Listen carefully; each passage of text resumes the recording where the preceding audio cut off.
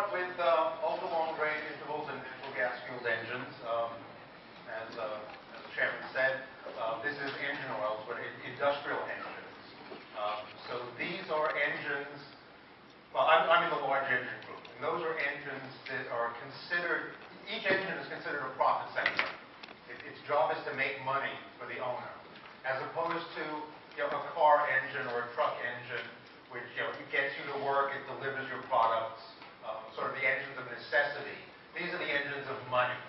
So that's why we'll go industrial. So as outlined, I'll start with the motivation, why are we interested in extended oil drain intervals. And I'll specify this first talk deals with clean fuel, and I'll explain exactly what that means.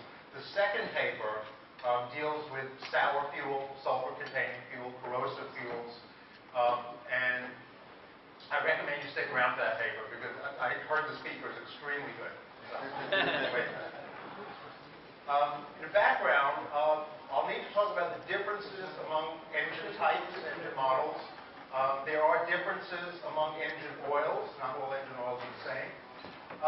And what are our overall expectations, and how reasonable are those expectations?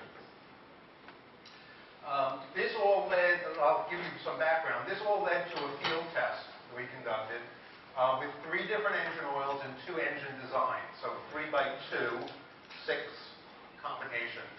And I'll be focusing on the more severe engine model, which is where our targets were. I'll show the results, of course, and I'll even hesitate to make some conclusion. So what's the cost of an oil change? How much does it cost you to do an oil change?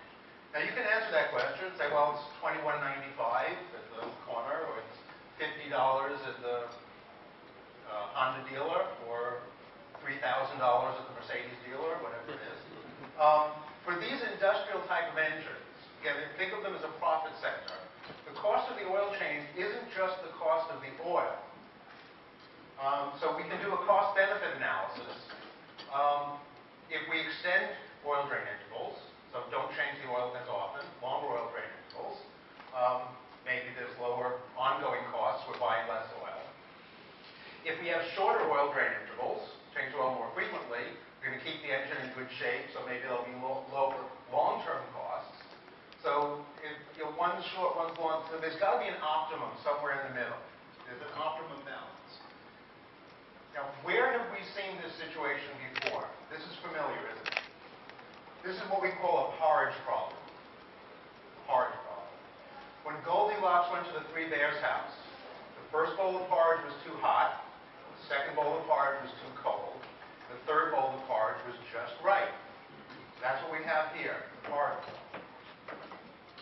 Longer oil drain intervals, you're buying less oil, you're paying for less labor changing the oil, and the equipment isn't shut down. And that's the most important factor in these engines. Remember, these engines are there to make money. So the engines we're talking about are a compression service. They're pumping gas down a natural gas pipeline, and then they're selling that gas to people who use it in their house, in the cooker, or to heat the house, dry your clothes. The profit represented by these engines can be anywhere from $20,000 US to $100,000 US per day per engine. So if you do an oil change, if it takes you 4 hours to do an oil change, then you've just lost 1/6 of that amount for the day. 4 out of 24. So that's the most important factor. Now, shorter oil drain intervals, you're changing the oil more frequently, you're keeping everything in good condition.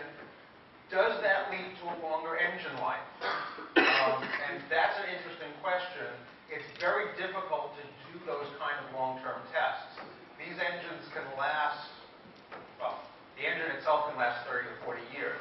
The engine within a rebuild cycle can be 10 or 12 years. So it's very difficult to do that kind of testing. We need to look at things like wear rate and extrapolate how long the engine will be. If you change the oil more frequently, does it give you a margin of safety? Sure it does. Sure it does. You're further away from condemning limits, further away from doing damage.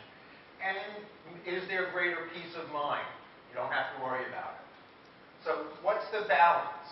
Well, the balance is going to depend on your exact engine model, the type of fuel you have, the type of service type of person that likes changing the oil very often. Or you like the person who likes getting your money's worth and not changing